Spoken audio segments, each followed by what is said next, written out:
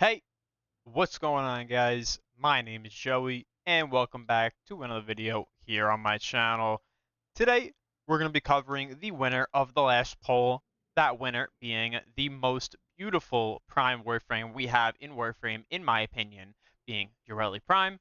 I got 3 meta builds for you guys today, all different, all unique in their own special way. Very, very powerful and very fun. You guys are going to love to get your hands on these builds I have for today. Now, before I get into any of the builds, first thing I want to talk about real fast is just the Archon Shards that I'm using. Not saying that this is how it has to be run. You guys can run it however you want, but to minimize questions when I'm on the actual build as to why I do this and not this, etc., it'll be pretty much shown here. So what I go for is I go for 1 casting speed. This is one I would actually recommend to you. Casting speed is always going to be nice to have on legitimately any Warframe, so I like to throw 1 casting speed shard onto Yareli. It's going to be really nice for one of the builds as it is a full caster build. Now, we also go for parkour velocity. This is personal preference. I just like the parkour. If I'm not going to run Praetos on my back, then I have the parkour. If I'm going to run Praetos, then I just got to be super fast. And then I run 3 Tau Blues for energy max. This is just my personal setup. Like I said, if you guys want to go for a totally different Archon Shard setup, you can. It's fine. You're just going to need to account for something like flow on the build, by yourself, because you're not going to get the value out of this. Now, also keep in mind, my Yareli is not max rank. Currently, I'm only at rank 5, so these aren't the full values. You're going to have 540 energy with this build when you're max rank. So you actually have really solid energy values regardless still. So it'll be really, really nice. You'll have a bit less without the blues, but with the blues, it gets to a point where you really don't even need to use something like flow, which is really, really nice for a build. Now that I've gone over this, I'm going to go ahead and I'm going to get into the first build that I have for you guys today. So regarding the first build, this is going to be the first build that I have for you guys today. Now, this build is going to be unique in a sense. I haven't seen this build from anyone else. This was just something that I thought I could put together myself.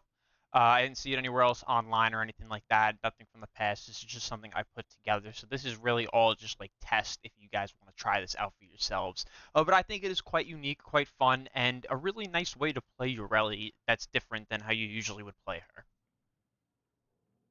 So as far as the actual setup here goes, we go for Brief Respite. Now, I go for Prime Sure-Footed on here, as when you are not on Marilena, which we won't be because we are going to be using an augment where we no longer ride it. We are now susceptible to knockdowns, so we are going to be using Prime Sure-Footed so we don't get knocked down. We have Prime Continuity on here as our 1 duration mod, as we really don't need much duration on a build like this, as the first ability will be more of an instant type of thing. You want to stick it and attack right away. The second ability, this is just an active, it'll stay until the health is gone, or you cast it off. Your third ability, we are going to be using Pyrotechnics on this build to be able to do some really ridiculous amounts of heat damage with it, and I'll explain how we do that in a moment. But we're going to be running Pyrotechnics. The duration also does not matter on this. And then as well as the 4, now this is the only one that actually has duration, but 15.5 seconds is more than enough time for us to get the kind of damage we want out on the enemies that we group with this ability. So as far as the rest of the mods go on here, like I said, we are running Loyal Merlina. The reason I'm running this is because I am not a fan of riding the K-Drive. If you guys are fine with riding the K-Drive, this is something you like, you don't need to run this, but if you do end up running this, you will not need to ride the K-Drive, as well as Marilena will follow you, and it will cast C snares on your enemies with a 2-second cooldown automatically, which is actually really nice. It'll give us some free C snares that we don't actually have to press ourselves. We go for Blind Rage on here to get us to 139% power strength because we're actually tanking it via Overextended. We go for Archon Stretch on here so we can get our range plus some free sustain. We have Equilibrium here as well for even more sustain. Rolling Guard on here, as really all we need to survive on a build like this is going to be something like Rolling Guard. We're not really going to have to worry about anything because you get 4 seconds of invulnerability every single time you cast Marilena. So, you pretty much can just combo 4 seconds of this into a Rolling Guard, 3 second, and then back into this, and you could just get, what is that, 11 seconds of pure invulnerability. So, if you guys are into something like that, this is a really, really nice way to survive. this frame is really like constantly invulnerable. Plus, with the build like this, you could actually run something like harass since you're going to be casting all the time. So that's also an option for you. But for me, my one survivability mount on here is going to be Rolling Guard. We run Archon Vitality on here. You can actually go for a rank 0 of this. You don't need a max rank. I think the only one I have is a max rank. I don't know if I have a... No, I do have a rank 0, yeah. But you can go for a rank 0 or a max rank. It doesn't really matter. Just as long as you're getting the double procs of heat, this is going to be important as we're going to be applying heat, and this is going to pretty much double the amount of heat procs that we're getting. So extremely, extremely vital to have this on here. Like I said, we have overextended for big range minus strength. We go for Steadfast here on the build, as Steadfast is going to give us 20% chance on ability cast that the next 3 abilities will not cost any energy. This will be really, really nice as we're going to be spamming a lot of abilities on this build. And we're not running anything like flow. Like I said, we're going to have up to 540 energy on here, but we don't have anything like flow. So this is going to be really, really nice for our sustainability as far as when it goes to casting our abilities. And we have Molt Augmented on here for another 50% power strength stacking after 250 kills. Alright, so now that I've shown you guys the build, I told you guys I would explain a bit how it actually works here. So what we're actually going to do here right now is I'm going to pause these AI and I'm going to spawn in these 20 heavies. Now I'm using Nautilus to help me group even more as the 4th ability doesn't have constant grouping. It'll group for a few seconds and then it won't group anymore. So it's nice to actually have your Nautilus pull them all in. The only thing I want to mention is if you're using Nautilus with Cordon and you have sea snares on an enemy, Cordon may shoot them directly up into the air. Not like ridiculously far away to where you can't shoot them, but you know, they'll probably just be floating around right here. So just keep that in mind. But for me, I'm mostly going to be using Sea Snares a lot afterwards, even though I do have Marilena on here. So you see, I'm going to cast my second ability. Marilena is next to me. And now this cooldown on here, or this duration, is the Sea Snares that have been applied. So pretty much what you want to do with the build like this is we're going to be using Pyrotechnics. And Pyrotechnics is not very good. You can see them flying now as well. You see how they fly away? Like, it's not very far. They're just, you know, they're up there. So Pyrotechnics, the way this actually normally would work is you would just cast it. And, you know, you hit the enemies in here. You know, I got about 10 heat procs on them. But if you actually watch the way that the pillars come up, you see that they come up from the floor and they hit the entire body. So a better way of discussing this is how now what the 4th ability is going to be doing is the 4th ability is going to put the enemies into what's known as a ragdolled state. They're kind of just like, you know, limp, and they can't really do anything. A lot of other abilities in the game do this, like Nasus 4, Magpul. Like, there's a ton of different options you could find that will do something like this. And now alongside those, we have this ability. So what you can actually do with this build is you can ragdoll group. And the way ragdoll grouping works, if you guys don't know, is enemies go from having one hitbox to a hitbox on every limb of their body. So both of their legs, both their arms, their chest, and their head. So you can apply a single instance of heat to each of those. Now, think about it like this. We have 20 of these guys stacked up on top of each other. And all of them have 6 individual hitboxes. All of those are getting doubled by Archon Vitality. And then you can get, see, like that 152 heat procs. Now you can kind of see the amount of damage that you get out of it becomes significant. Now you see, if you throw something involved, like get something involved like Sea Snares, now you can start doing some significant damage. So if you understand the actual mechanic of how ragdoll grouping works, and you understand that this has the capability to do so, you can actually turn this character into something that can just do this to enemies. Like, you know, you can just burn them down. It's not obviously as powerful as something like Naza Divine Ret, but it's very, very strong nonetheless.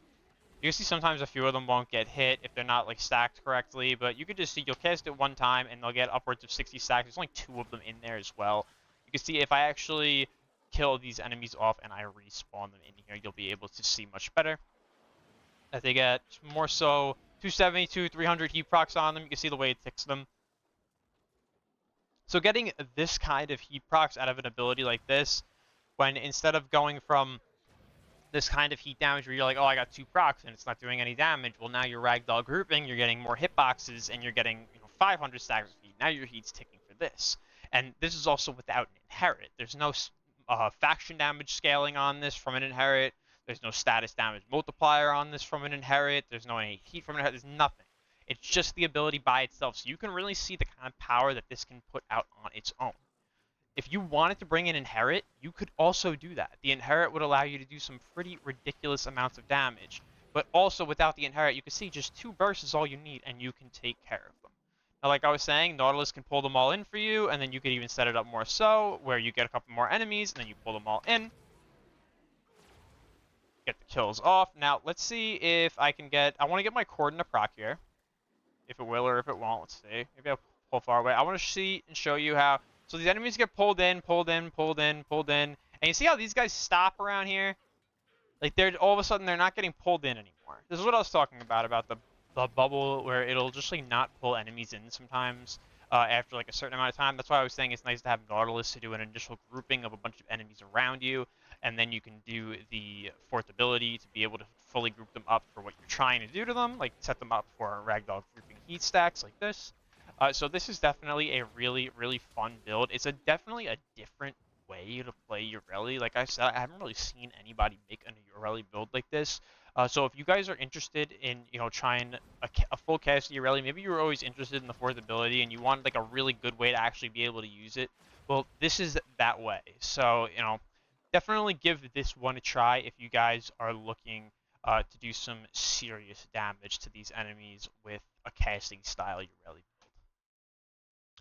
Alright guys, so now that I've gone over the first build for you guys, I'm going to be getting into some of the real bread and butter. Now this is really the build right here. Why I really love Yareli. Yareli alongside, having the nice ability to be able to do what I showed you in the last build, truly can just be an immortal tank. Or really, yeah, actually, you know what? An immortal tank that also has really great capabilities of buffing your weapons via the passive 200% critical chance. For secondaries, if your rally has been moving for at least 1.5 seconds, which usually you will, it's Warframe. We're moving around constantly, and then also you have the first ability to apply 255% damage vulnerability, which is going to be really, really nice, and it'll also apply cold damage as well. So these are really nice ways to buff up your weapon. So alongside that, I actually run Nourish on this build, not only for the free viral, but for the sustain through an hour plus run, an hour and a half long run. You don't want to have any real issues with things like energy, so you want to be able to take care of that and not really have to worry about it all that much. So a build like this with Nourish and Energy Nexus, along with not being a negative efficiency build, you should have 0 issues sustaining your energy. Also, we do have Archon Stretch on here. Now, all the survivability on this build comes from the second ability. Now, I want to mention Aqua Blades is terrible. The only reason I didn't take this off is because I didn't want to use Blind Rage and I wanted to use Precision Intensify, so I put Nourish over my 4. Don't really find myself using the 4 all that much on this build. I tried it in both scenarios, so I would just put this here for the ease of building. You can see the stat line across the build is actually pretty simplistic. It's just 128 duration, 100% efficiency, 145% range, and 155% strength. We have a little bit of range just for C snares range, as well as buffing our teammates with our second ability. We have our 4th ability. We have strength on here to bolster the value that we're getting out of our 4th ability. That's also coming from Precision Intensify as well as giving us more percentage on our first ability, which is very, very nice. And then as far as the actual build itself goes, like I said, we're not going to be riding on Marlena again, so I'm running primed sure-footed so I don't get knocked down. I have Prime Continuity on here as my only duration mod. Precision Intensify on here to give my 4th ability big strength. It's going to be really, really nice for energy sustain via Energy Nexus and Archon Stretch for Nourish.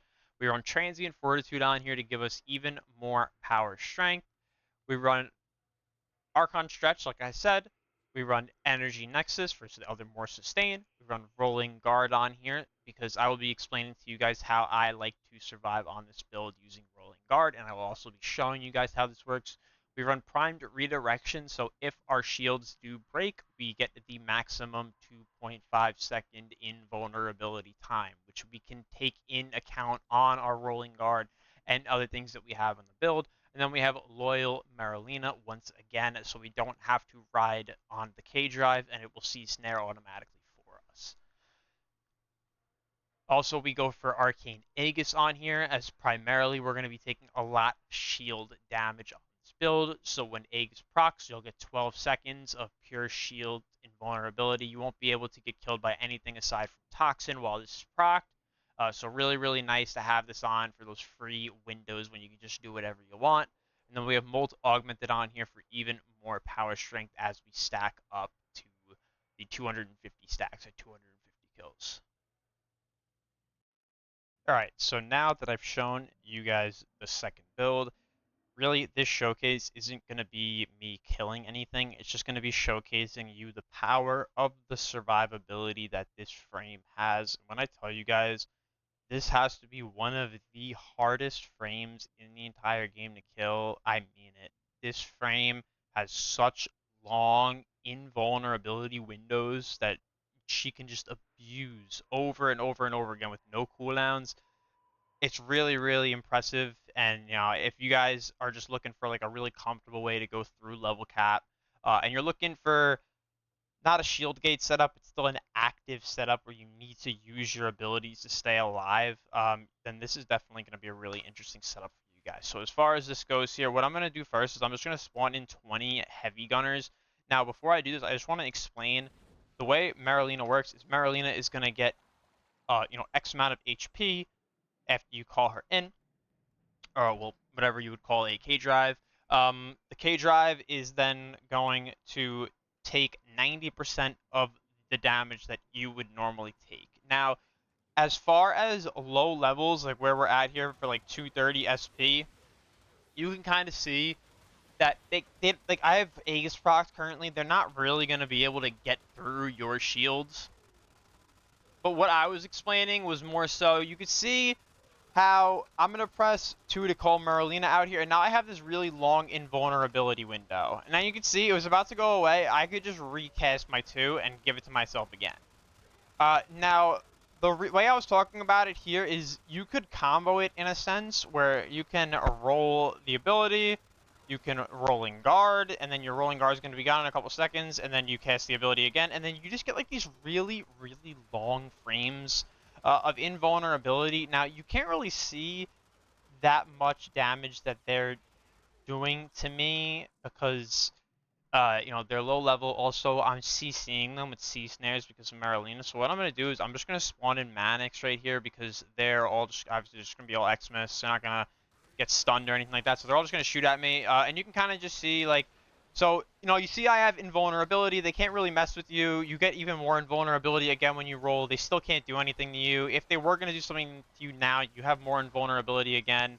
Make sure you have Nourish on so you're actually regenning. And then all you have to do is use your second ability. Use Rolling Guard. Use your second ability again. And you can see, like, as long as, you're just like, alright, I casted it, and eventually you don't even really need to, count, you just know, alright, I casted it then, now I can roll, and our roll's gonna be over, like, now, and now I got, my stuff back up, so it works really well when you get the hang of it, too, but the thing that's really nice about this is you don't even really need to start doing this all that much until you get to the higher levels when they're breaking your shields with a single bullet, things like that. You can see that I just don't really have any issues sitting in the middle of a pack of these enemies and having them all shoot at me because I just get such long windows of invulnerability that it doesn't really matter, and they're fully spammable. So you can just do whatever you want. You can see I could just walk around this pack of enemies, and it's nice too to have Aegis for even in those windows where it goes down. They want to shoot at my shields now. Now they have a chance to proc Aegis. Now Aegis is proc. Now they can't kill me at all. It doesn't matter if I take Marlena off and they're dealing full damage to me. They can't get through my shields because of Arcane Aegis. So survivability on this frame is really easy. It requires a little bit of paying attention, just like your timing. But as long as you can somewhat time your moves correctly, you're just going to get these massive windows of invulnerability, and you're not going to have to worry about any enemies dealing any number of damage to you because they can't deal any damage to you. So this is the build that I really, really like. And then, like I said, too, you have things like your passive. So if I was using the passive here, Let me kill these enemies off. You have things like Nourish, you have things like your first ability, you have things like the passive to buff your second abilities. I'm just going to spawn in Heavy Gunners to show this.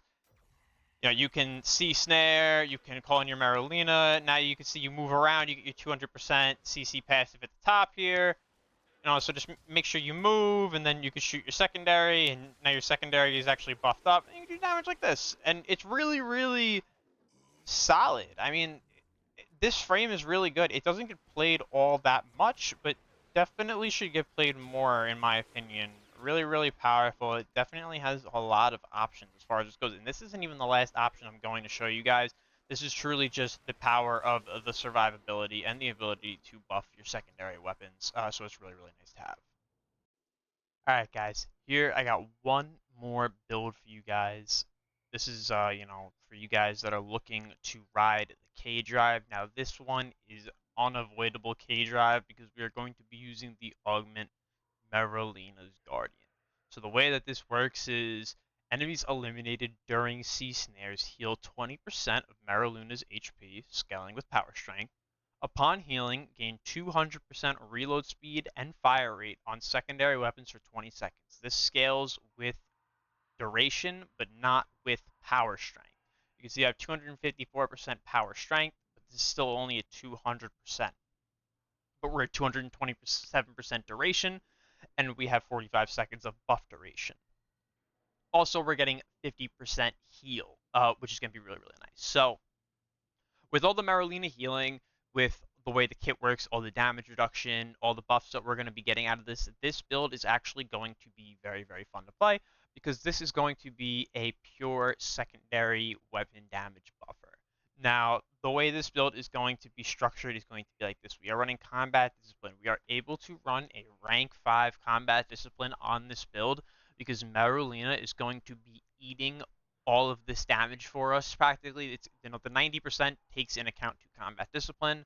Also, we're going to be able to heal Marolina, so this is going to be just free self damage to be able to proc things like Arcane Avenger, which is going to be really, really nice. Now, if you guys aren't going to go for Arcane Avenger, don't run this. There's no point in running this if you're not going to run Arcane Avenger. Now, like I was saying, we're going to be on the K drive for this build, so we don't need PSF. So since I'm actually formatted this way, I have Ice Spring, but I want to say this, feel free to put whatever you guys want to put in this slot. I just have Ice Spring because it fits the forma setup that I have, so I just have it slide this way. We go for Blind Rage on this build, as the negative efficiency really isn't going to hurt us all that much. We go for Primed Continuity for a nice duration. We have Transient for more strength. Even though it's going to reduce our duration, it's really nice to get the strength. We have Archon Stretch on here for ability range. This is going to take us from 34 to 79. This is going to make it so our first ability has a range of 23.7 meters, which is definitely more than enough. So I would recommend that you guys go for something like Archon Stretch on here, as well as it's going to give us some free sustain. We go for Equilibrium as well for even more sustain. I go for Primed Redirection on this build, as we're going to be on the K drive taking a lot of shots, so having a lot of HP value will be really nice for this, or at least our shield value for enemies to be able to shoot at. We have Narrow Minded on here for even more duration. This is where all the range is getting destroyed from. That's why we run a Stretch on here. And then we have, like I said, Marolina's Guardian Augment. And since we're going to be buffing our secondary weapons, we go for Arcane Pistolier. And then we also go for Arcane Avenger. So we're going to be getting 200% fire rate and reload speed from our second ability. We're going to be getting 200% critical chance from our passive. We're going to be getting 354% damage vulnerability from our first ability, as well as we're going to be getting 76.2% from Roar, which, as we know, is universal bane damage. So this is a very, very solid build. And now I'll get into the showcase for you guys. Alright guys, so here we are in the showcase. We just went over the build. Now I'm going to give you guys the showcase. The weapon I'm going to be using here for the showcase is going to be the Occucore. I'm just using a very simple blast build on it. Now, the way, like I was saying, this is going to work is what you actually want to do before anything is you'll notice is you go on Marolina, you cannot cast Roar. Ability used to prevent it. You need to cast this while you are not on the K drive. So cast Roar, cast Marilena, now you can use your first ability and your fourth ability while you're on this. Now, what you're going to be able to do is you're going to be able to obviously just attack these enemies. Maybe I'll sea snares them to get this started a little faster. And then you can see now that we have like things like our passive proccing, giving us the 200%. We're gonna have Ocucore now fully stacked up, so it's gonna be giving us a ton of damage. We have things like sea snares that are gonna give us a ton of damage, and you can see now that we're able to just easily deal like pretty ridiculous damage values. You can see things like Avenger are proccing very easily. You can see things like our HP don't really take much of a hit. Especially since we get these invulnerability windows right when we got on. Now here I could show you if I wait the invulnerability window out. If I hop on a Marilena, I'll wait out the invulnerability window. You'll be able to see more so here how the damage is. To myself, you can see it's really manageable. It looks like you're only taking about 1 to 2 damage per enemy. Really should only just be 1. And you could just see, you know, it works really, really well. So if you're looking to buff your weapons up, you can really buff them hard with a build like this, and you can kind of just see the amount of damage that you could put out. Now, the only annoying thing about going on the K-Drive all the time is that you have to get off of it to use panels like that, so it can be a bit annoying in a sense sometimes, but yeah.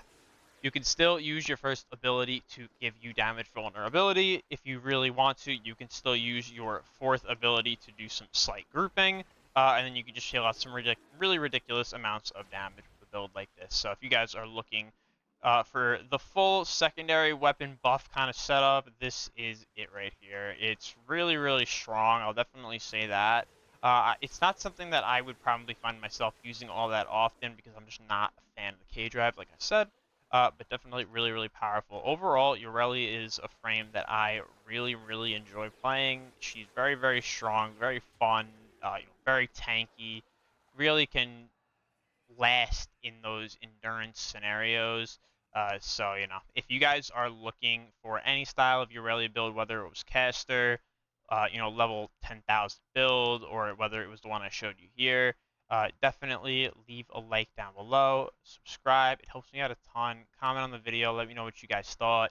I'm going to be leaving a poll up within the next few hours, letting you guys vote on what you guys want to see in the final video before the old piece. I still don't have a plan for what I'm going to be doing when the old piece drops yet because I haven't been watching a lot of the dev streams. I want a lot of it to be a surprise. That tends to be how I go with updates on Warframe. I like to be surprised. But the second I figure things out, I will be making videos for you guys on things in the old piece. Definitely keeping you guys updated with posts and things like that. So like I said, if you guys enjoyed the video, thank you guys for watching. Enjoy the rest of your night, and peace.